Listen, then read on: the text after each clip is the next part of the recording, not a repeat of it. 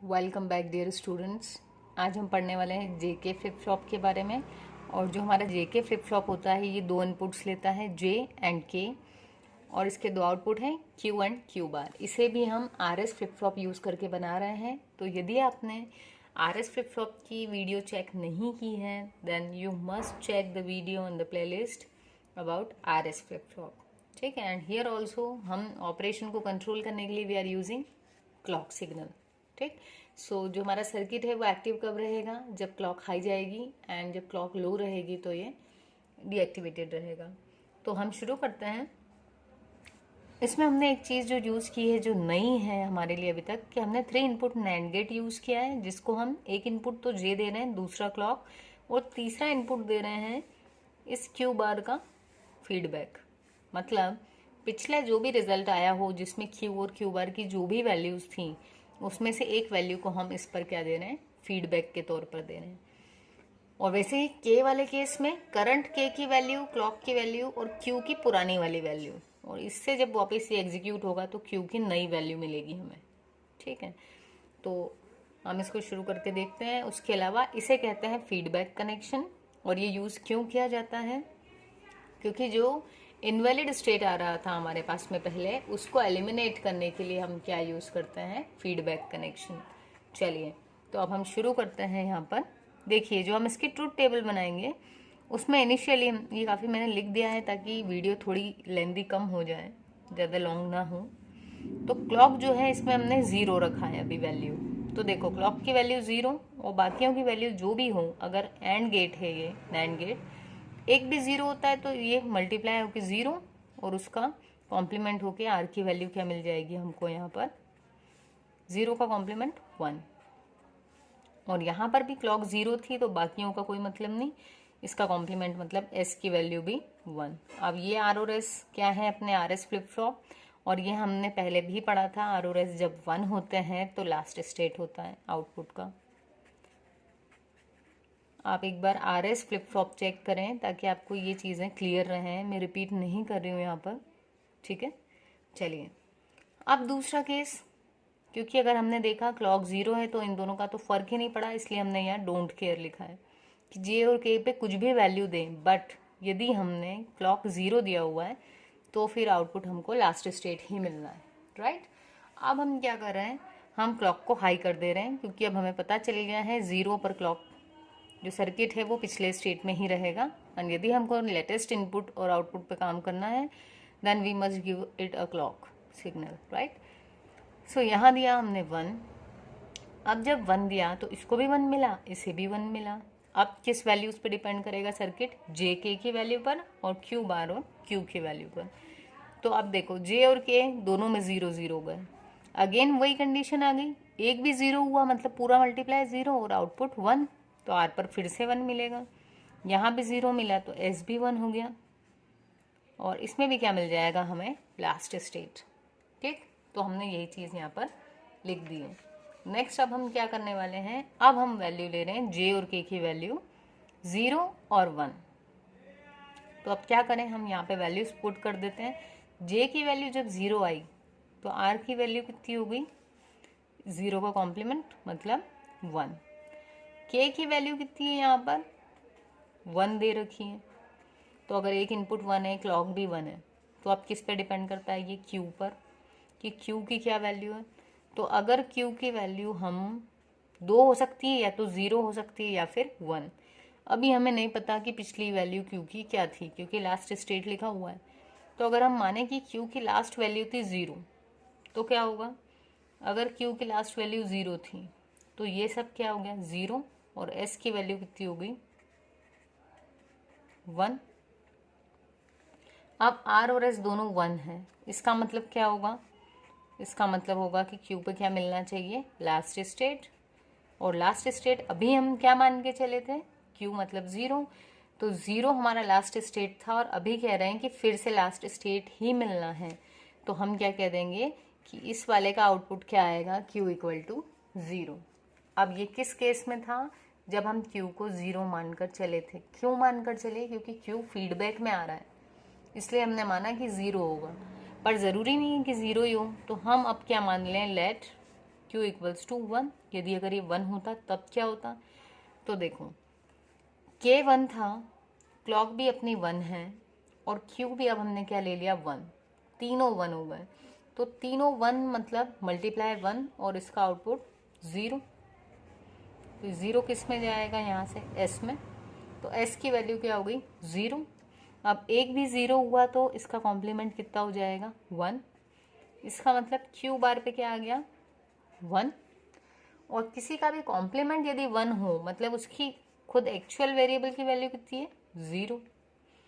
तो अब मुझे बताइए कि यहाँ पर भी Q क्या आ रहा था 0 और यहाँ भी Q की वैल्यू कितनी आई 0। मतलब Q को शुरू में हम 0 मान के चलें या 1 मान के चलें, इट डजेंट मैटर। Q का फाइनल स्टेट क्या मिलने वाला है हमको 0। किस केस में, जब हम J पर 0 और K पर 1 देते हैं। तो हम यहाँ आउटपुट में लिख दें 0।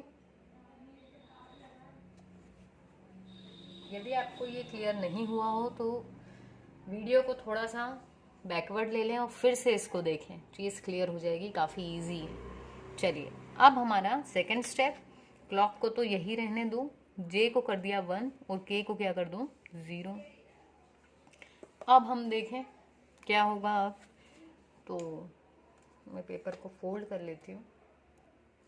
चलिए अब हमने क्या किया, J की वैल्यू कितनी है 1, J की वैल्यू दी 1, ठीक, क्लॉक भी 1 है और K की वैल्यू कितनी दे दी 0। तो एक भी 0 मतलब S की वैल्यू कितनी हो गई अपने पास 1 आ गई है, लेकिन R की वैल्यू अभी हमें नहीं पता है। तो अब क्या करेंगे हम, यहाँ पर J की वैल्यू आई 1, क्लॉक आया 1, ठीक है। तो अब हमको क्या देखना है Q की वैल्यू क्या आएगी। तो हम यदि यहाँ से चलें, इधर अपनी वैल्यू आ गई थी S की 1, तो ये 1 है। यदि अगेन हमारे पास में क्या हो सकता है, दो केसेस हो सकते हैं। लेट, ये किसकी वैल्यू पर डिपेंड कर रहा है Q बार की। तो अब हम क्या मान लें कि let Q bar is equals to, Q bar की भी दो वैल्यू हो सकती है, या तो 0 या फिर 1। तो अगर हमने Q बार को 1 मान लिया, ठीक है, तो अपना J भी 1 है, यहाँ पर देखा हमने Q बार भी 1 है और क्लॉक भी 1 है। तीनों 1 होने से मल्टीप्लाई हुआ 1 और उसका कॉम्प्लीमेंट मतलब R की वैल्यू कितनी होगी 0, ठीक है। तो यदि अब R की वैल्यू 0 हो गई तो 0 का कॉम्प्लीमेंट Q पर क्या मिल जाएगा, 0 का कॉम्प्लीमेंट Q पर मिला 1, ठीक। और ये 1 जो था यहाँ जब आया तो ये आपके पास में Q की वैल्यू इसने आपको दे दी 1, ठीक है। अभी हमको Q पर ही फोकस करना है, तो आपको यहाँ पर Q की वैल्यू मिल गई है 1। दूसरा केस, जब हमने पहले लेट क्या किया था Q बार इक्वल्स टू 1, पर अब हम क्या करेंगे Q bar is equals to 0।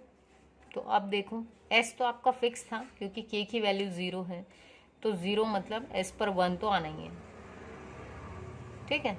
और R की वैल्यू हमें फाइंड आउट करनी है, और R की वैल्यू डिपेंड किस पर कर रही है, इस Q बार पर, जिसे हमने पहले माना था 1।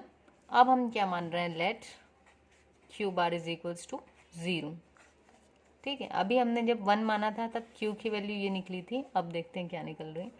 तो Q बार की वैल्यू हमने अभी मान ली है 0। तो अगर इसकी वैल्यू 0 हुई तो पूरा 0 और R की वैल्यू क्या हो जाएगी 1। R की वैल्यू 1 और S की वैल्यू, दोनों की वैल्यूज 1। तो हम ये जानते हैं कि S और R जब भी 1 होता है RS फ्लिप फ्लॉप में, तो उसका जो आउटपुट होता है ना, वो क्या रहता है, लास्ट स्टेट। लास्ट स्टेट, तो लास्ट स्टेट मतलब क्या माना था हमने, Q बार इक्वल्स टू 0। तो अगर Q बार 0 है तो Q को क्या मानेंगे हम 1। और अभी फिर से क्या कह रहे हैं वो, कि आउटपुट क्या आना है, लास्ट स्टेट, मतलब Q की वैल्यू में कोई चेंज नहीं होगा। तो Q अभी भी क्या आया 1। इसका मतलब हम ये कह सकते हैं कि इररिस्पेक्टिव ऑफ Q बार की वैल्यू भले ही 1 हो या 0 हो, दोनों ही केसेस में Q की वैल्यू कितनी निकल रही है 1। तो हम यहाँ पर लिख देंगे 1, ठीक। क्या किया हमने, R और S की वैल्यू, क्योंकि 1 1 आई, और जब यहाँ पर हमने Q बार को 1 माना ठीक है। क्यू बार 1 हुआ मतलब क्यू की वैल्यू कितनी मान के चले थे शुरू में 0, लेकिन जब वैल्यू पुट की तो करंट वैल्यू क्यू की कितनी आई 1। वैसे ही जब हमने देखा कि ज़रूरी नहीं है कि क्यू बार 1 ही हो, क्योंकि हम तो प्रेडिक्शन लगा रहे हैं, तो हो सकता है कि वो 0 हो। तो 0 के केस में क्या निकल के आया, आर की वैल्यू 1। और हम ये जानते हैं आर और एस जब भी 1 होते हैं तो क्यू जो है उसकी वैल्यू लास्ट वाली रहती है। तो लास्ट वाली क्या वैल्यू है, क्योंकि हमने क्यू बार को 0 माना है, इसका मतलब तब क्यू 1 रहा होगा, तो क्यू को अभी भी 1 ही रहना चाहिए क्योंकि लास्ट स्टेट कहा गया है। ठीक है। अब हमारे पास में लास्ट ऑप्शन है जिसमें हम क्लॉक 1 दे रहे हैं, जे और के दोनों की वैल्यूज भी कितनी है 1 1। तो चलिए अब हम जे और के दोनों की वैल्यूज 1 रख देते हैं। ठीक है, तो जे भी 1 के भी 1। तो अब एक भी अगर 0 होता तो फटाफट से हम पता लगा लेते, लेकिन दोनों 1 है, क्लॉक भी दोनों की 1 है। और अब अपना जो क्यू और क्यू बार है इसको लेके चलना है। तो फिर से लेट क्या मान लें हम कि क्यू की वैल्यू 0 है। अगर क्यू 0 है तो क्यू बार कितना होगा 1। तो अब ये वाली वैल्यूज पुट करें यदि, तो j इक्वल्स टू 1, क्लॉक भी 1 और क्यू बार जो है वो भी 1, तीनों 1। इस केस में r की वैल्यू कितनी हो जाएगी, इन तीनों का 1 कॉम्प्लीमेंट हुआ, r की वैल्यू होगी 0। ठीक, अब s को देख लेते हैं। s में क्या हुआ, k की वैल्यू 1, q की वैल्यू 0।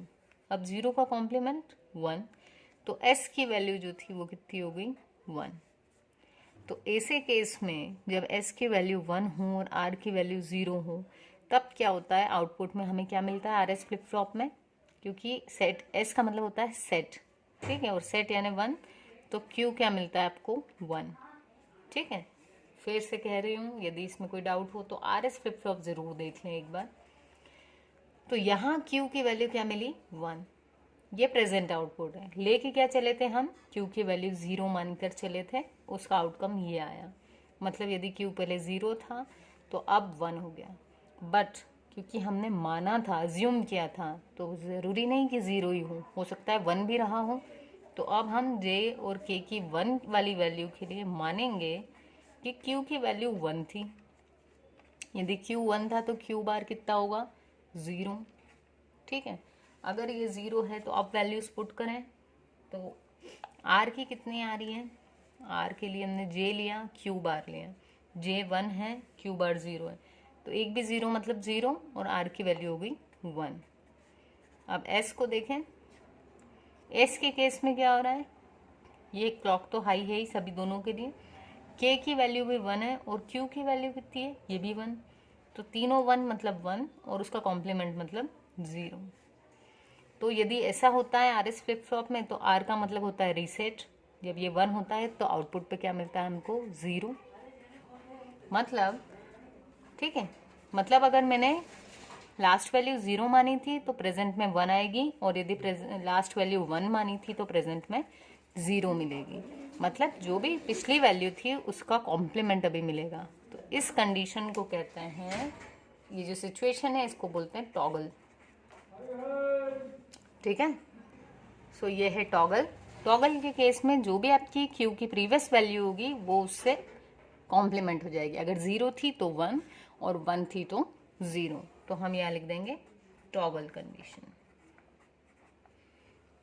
तो अब जो हमारा जेके फ्लिप फ्लॉप था इसका भी एक ड्रॉबैक है, वो ये है कि अगर क्लॉक पल्सेस को लंबी प्रोवाइड की जाए, बड़ी क्लॉक दें, तो उतनी ज़्यादा देर ये काम करेगा।